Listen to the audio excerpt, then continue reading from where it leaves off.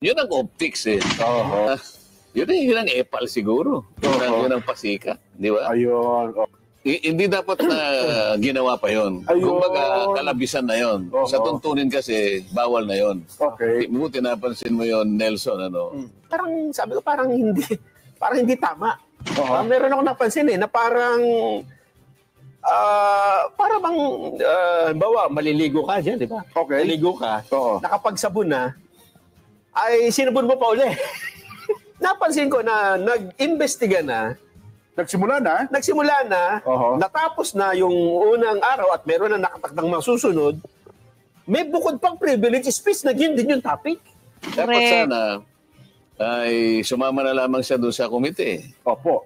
Kahit naman hindi ka miyembro, pwede ka namang magtanong. Lalong-lalo na kung katulad at doon na lang niya banggitin yung mga binabanggit niya. Pwede pala naman yun. Pwede naman yun eh. Ayun.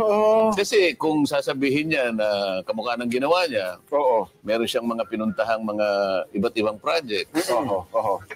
Daw siyang nakita sa ganitong lugar, sa ganitong siguro, mga mangilan-ngilan yun. Nagtagumpay lamang siya doon sa... may mga optics, may mga litrato. Yes. At saka yung presentation, may mga guni-guni, mga ganyan. Sa pagdinig naman kasi dapat hindi mo nasasamutan ng mga gano'n. Yun ang optics eh. Tama. Yun ang epal siguro. Yun ang pasika. Di ba? Ayun. Pero may napansin ako dyan, Senator, no? Nung nakaraang linggo ay, kasi sa mga nakaraang mga pagdinig ng Blue Ribbon Committee, last week ay napansin ko parang sabi ko parang hindi tama. Meron ako napansin na parang para bang bawa maliligo ka dyan. Alam niyo yung gusto talaga nilang unahan si Marcoleta, gusto nilang sapawan kasi ayaw nilang masapawan, guys, 'di ba? Pero hanggang diyan na lang sila, hindi yan sila marunong mag-imbestiga kasi baka kasabot din sila. Yan, 'di ba? Okay. Maligo ka. Walang mga nakapagsabon na, backbones. ay sinabon mo pa uli. Bakit? Tapos na maligo, ha? Anong napansin Hindi mo? kasi parang sa pagkakasunod-sunod ng pangyayari, ang pagkakaalam ko, di ba may privilege speech. Tapos after ng privilege speech, ay yun na, investigasyon na. Kasi yun ang kumbaga sa introduction di ba? Okay.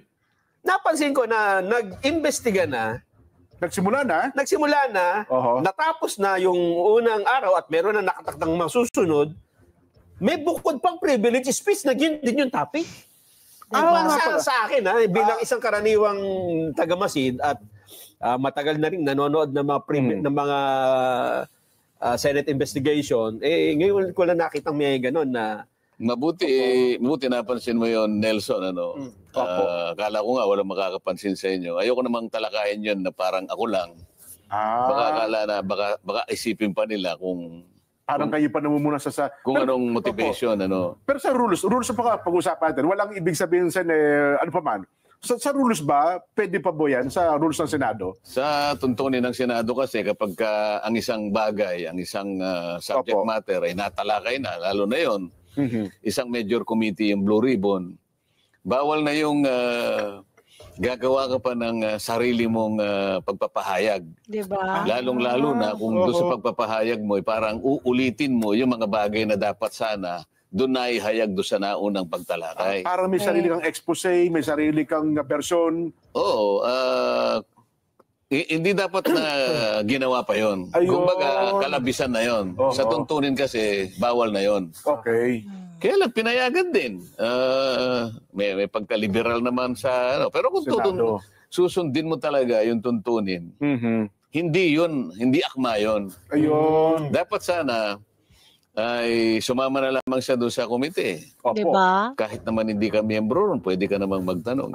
Lalong-lalo na kung at katulad doon na lang niya banggitin yung mga binabanggit niya. Pwede pala naman yun. Pwede naman yun eh. Ayun.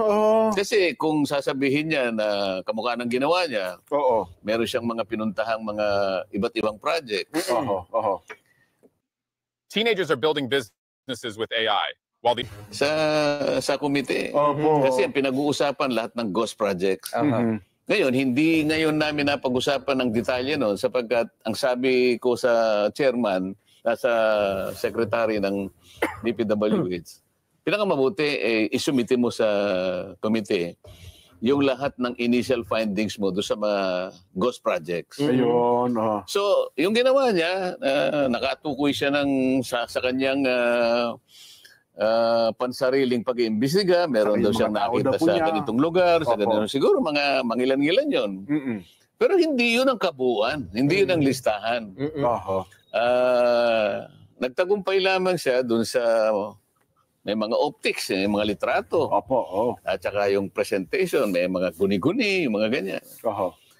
Sa pagdinig naman kasi dapat hindi mo nasasamutan ng mga gano'n. Yun ang optics eh. Yun ang sinasabi ng isang taong nakasalamin na hating gabi na yun ang epal siguro. Yun ang pasikat. Di ba? Ayun. Pero sa inyo, kasi wala akong narinig na binanggit kayo sa anumang pahayag na tinutulan nyo yun eh. Parang pinalagpas nyo na lang. Ay, ako naman lahat ng gustong magpahayag, kasi naitanong mo lang kung nasa tuntunin ba yun. Sa tuntunin, hindi ganun. Hindi papayagan yung ganun. Kaya lang, may pagkaliberal naman yung mga tuntunin siguro. Lalong-lalo na, matatanda na sila ron. Ako naman, sabi mo nga, transfer lang. Bagong transfer lang ako di ba? Kasi, kaya ako naman naitanong yan, Jensen. Para kasing, ito pakiramdam ko lang na kasi may investigasyon na, parang ang gusto nila, the privilege speech, parang ito ay introduction para sa isang bukod na investigasyon. Na pareho rin ng subject. Na pareho din ng, hindi ba?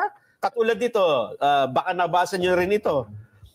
Lumilitaw na, ito, si Senador Francis Pangilinan ay nagsabi na siguro mas maganda meron tayong independent commission na mag-iimbestiga sa flood control project. Ang ibig mo sabihin, iba pa doon sa Blue Ribbon Investigation? Commission 2. Ganon. At ito ay nauna, ay sinabi naman ni Senador Kiko Pangilinan, mas maganda siguro merong ipatupad na tayong isang batas. Magtayo na tayo ng Independent People's Commission. Ba? Oo, para yung flood control project ay imbestigahan na natin ng Independent People's Commission. Kaya sa isip ko, hindi kaya ito yung para bang nagtatayo ka ng bahay dito, Sen, di ba? Tapos nakita lang ang masasapawat. Magtayo rin tayo. Yung una, naglagay ng mga plano-plano. Tapos ito yung mga magtatayo. Sino ang mga magtatayo? Ito po. Si minungkahi ni Pangilinan na pangunahan ng komisyon ni dating Ombudsman Conchita Carpio Morales. Kasama pa si dating DPWH Secretary Rogelio Singson. At isasama pa si Baguio City Mayor Benjamin Magalong. Ang ibig sabihin nito, Senjen, yun talagang mga gusto niyang yung si Conchita Morales, sinama pa talaga niya tinuligsa pa naman yun ni Cheese Escudero sa privilege ay sa yung nila archive nila, 'di ba, sa impeachment ni VP Sara, tinuligsa yun. Kasi dati iba yung mga pananaw at panindigan nila tas ngayon iba na naman, 'di ba? Tas ngayon iimbestigahan nila ang bilyon-bilyon. Si VP Sara nga, naku ewan ko na lang, 'wag na. Alam na natin yung kalalabasan kung sila mag-iimbestiga.